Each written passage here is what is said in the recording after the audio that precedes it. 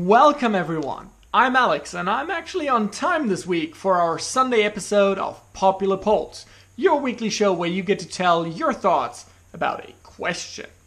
Last week I asked you which legacy automaker is most likely to succeed or actually survive, who knows, in the ever-changing industry with the EVs coming up, the electric vehicles, the self-driving cars and everything that, my personal opinion, Tesla is so far ahead on.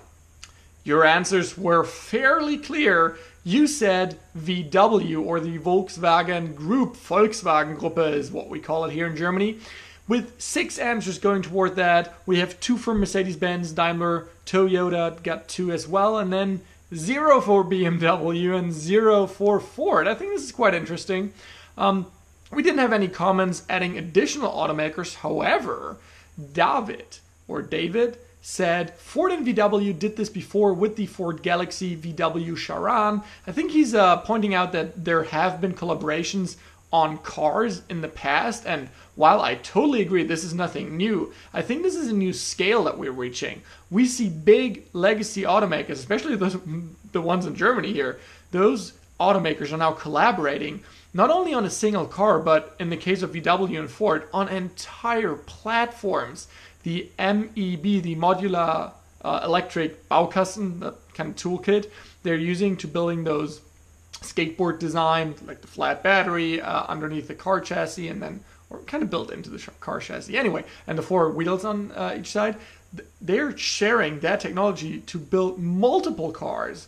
And I think this is different than just having a single car. And also, we see collaborations happening on self-driving car technology, which I think is going to be a huge success factor in the future. And I'm really curious to see how this is turning out. That being said, I thought about this the entire week, and I was curious to see what you will answer. But I agree, Volkswagen, they're currently my kind of most likely to succeed as well, just because they have put a lot of emphasis on making electric cars, not only for their own company, but also in Hamburg, for example, where I live, they have Moja. This is an electric kind of ride-sharing, kind of Uber pool-like service they have.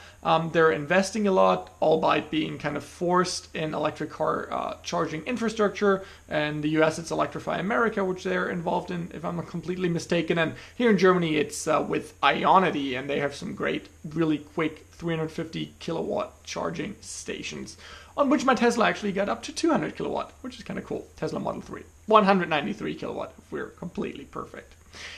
Anyway, this was really interesting, and again, I'm really curious to see how this will turn out when we speak about this again in maybe a year or two.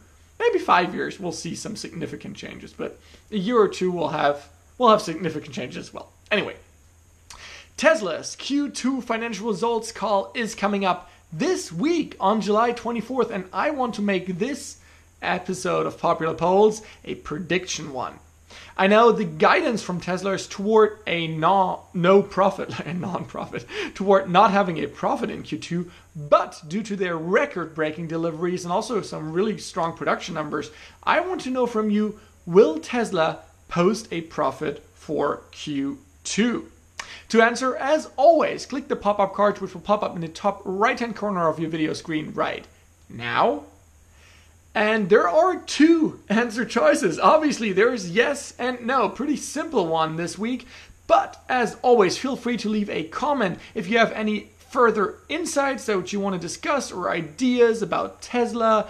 And I'm curious to hear from you. So please do leave a comment down in the comment section below. Let's discuss all of those things next week. And I'm really curious to see myself. I've never really listened to the calls live. I might do this time, actually. Yeah, thinking about this. Yeah, I might do it this time. Listening to the call live, and then, Ryan McCaffrey, who has his Ride the Lightning podcast, which comes out on Sundays, a little later, my time here in Germany, but early in the US.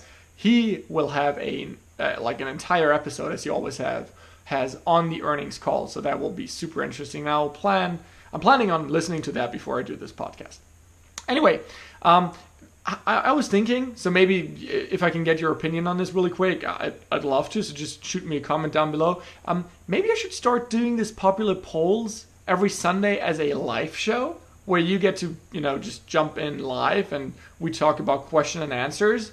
I think this is a really good idea to do this format, and we can do a little bit more open, not only have one question, but a bunch of them. And I know that on my live streams, I usually get a couple of viewers that are from Germany and they want to hear me talk German, but maybe I'll still keep it in English, and then we can all talk and hang out.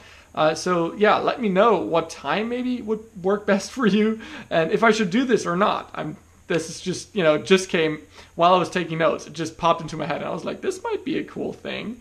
So yeah, I know that popular polls isn't hugely popular compared to some of my other videos, which get like, I don't know, 10K views in 2 days, and then there's popular polls with 170 in a week. But still, I like doing this and I have fun, and this is, I think, what counts most in life. Just have fun and enjoy.